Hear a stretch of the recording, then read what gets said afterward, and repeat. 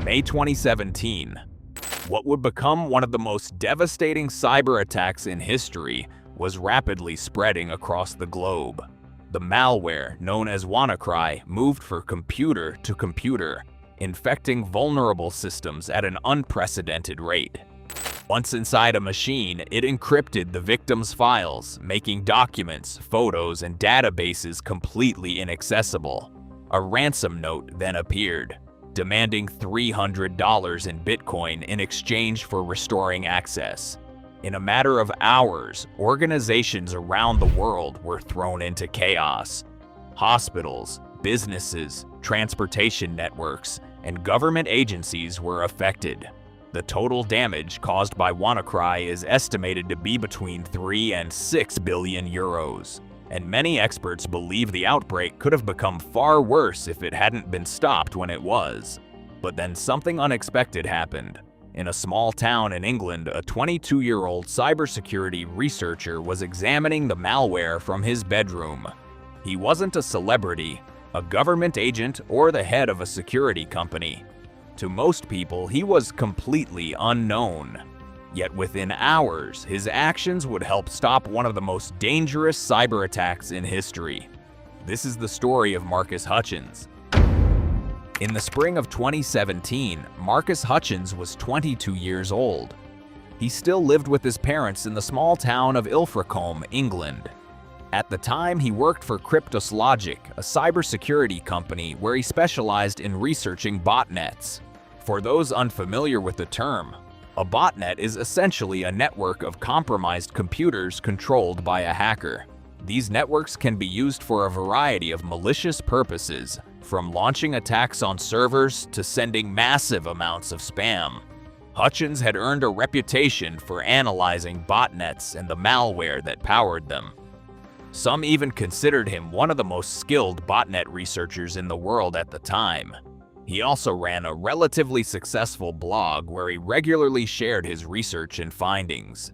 In May 2017, Marcus was preparing to take a week-long vacation. A major so-called ransomware attack is underway worldwide, with more than 75,000 attacks reported. A crippling cyber attack has businesses around the world on high alert. It's now becoming clear that this malicious software has run riot around the world. But on Friday, May 12th, events were unfolding that would soon make headlines around the world. WannaCry was tearing through corporate networks at an unprecedented rate. In London, several hospitals were forced to shut down critical systems. Doctors and nurses struggled to access patient records, while IT staff rushed through hallways, disconnecting computers before the infection could spread further. One of the main reasons WannaCry spread so quickly was its use of Eternal Blue, a powerful cyber weapon originally developed by the NSA. The exploit had leaked online months earlier and eventually became available to anyone. Although Microsoft had already released a security patch, many organizations had failed to update their systems. As a result, WannaCry managed to infect roughly 230,000 computers across more than 150 countries in an incredibly short period of time. Victims included major organizations such as Deutsche Bahn, Sberbank, Renault, Nissan, Honda, FedEx, Boeing, as well as universities, government agencies, and police departments. Today, investigators widely believe that North Korea was responsible for the attack. But on that Friday afternoon, nobody knew who was behind it. What everyone in the cybersecurity community did know was that WannaCry was extremely dangerous. Hutchins immediately put his vacation plans aside and began analyzing the malware. Almost immediately, he noticed something unusual hidden inside the code: a strange web domain. Every time the malware infected a computer, it attempted to contact this particular website. Hutchins quickly realized that the domain wasn't even registered. That seemed odd. Suspecting it might be important, he purchased the domain for just a few dollars and started monitoring the traffic. Over the next few hours, thousands of infected computers began connecting to the website. The traffic allowed Hutchins to better understand the scale of the outbreak and track how the malware was spreading around the world. What he didn't realize was that he had just accidentally stopped one of the largest cyber attacks in history. The domain functioned as a kill switch. Whenever WannaCry infected a machine, it first checked whether that domain was reachable. If the website responded, the malware shut itself down. If not, the encryption process continued. To this day, nobody knows exactly why the developers included this mechanism. Perhaps it was meant as an emergency shutdown option. Perhaps it served another purpose entirely. Whatever the reason, the danger was far from over. News of the mysterious domain and the researcher who registered it spread rapidly across the internet.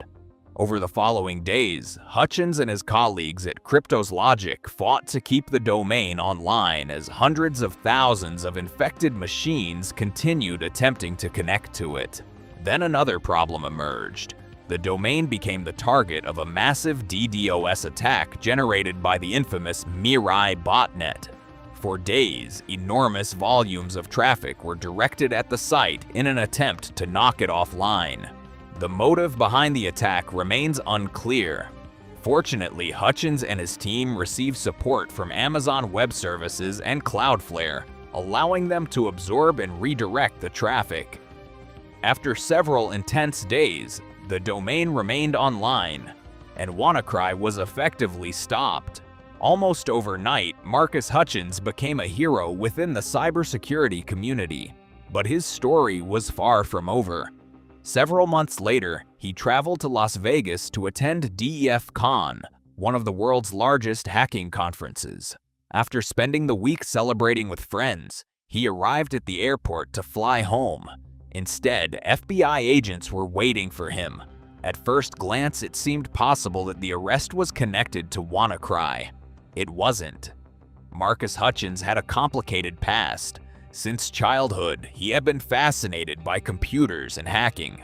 That passion eventually led him into some of the darker corners of the internet. He was exceptionally talented, and because of that, he eventually caught the attention of the wrong people. At the age of 16, he began working with individuals involved in cybercrime.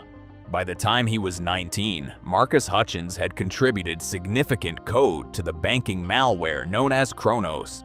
The malware allowed attackers to secretly infiltrate victims' computers and maintain access for extended periods of time. From there, criminals could steal sensitive information, including usernames and passwords entered into online banking websites. Kronos was even capable of injecting fake login forms into legitimate websites, tricking victims into revealing their banking credentials and PIN codes. During this period of his life, the quiet teenager from England developed a serious addiction to illegal substances. According to Hutchins himself, a combination of guilt, anxiety, and substance abuse eventually pushed him to reevaluate his life. In the end, he stopped developing malware for criminals and cut ties with that world entirely. By 2017, that chapter of his life seemed to be long behind him. However, after his arrest, Hutchins spent nearly 2 years in the United States awaiting trial over his involvement with Kronos. During that time, he relocated to Los Angeles and prepared for the legal battle ahead. When his sentence was finally handed down in 2019, the court took a different view of his case. The judge saw not only someone who had made serious mistakes in the past, but also someone who had genuinely changed his life and was now using his skills to protect others rather than harm them. As a result, Hutchins received a sentence of 1 year of supervised release and avoided prison. The WannaCry outbreak was so destructive that it's impossible to know how much worse the damage could have been if a young malware researcher from England hadn't discovered the malware's kill switch when he did. There's a reason why he later appeared on the cover of Wired magazine under the headline, "The Hacker Who Saved the Internet." But in the end, the story of Marcus Hutchins isn't really about WannaCry. It's about how talent, environment, and opportunity can combine in dangerous ways, especially in the world of hacking. And perhaps Hutchins' greatest achievement wasn't helping stop WannaCry at all. Perhaps it was leaving his past behind and choosing a completely different path.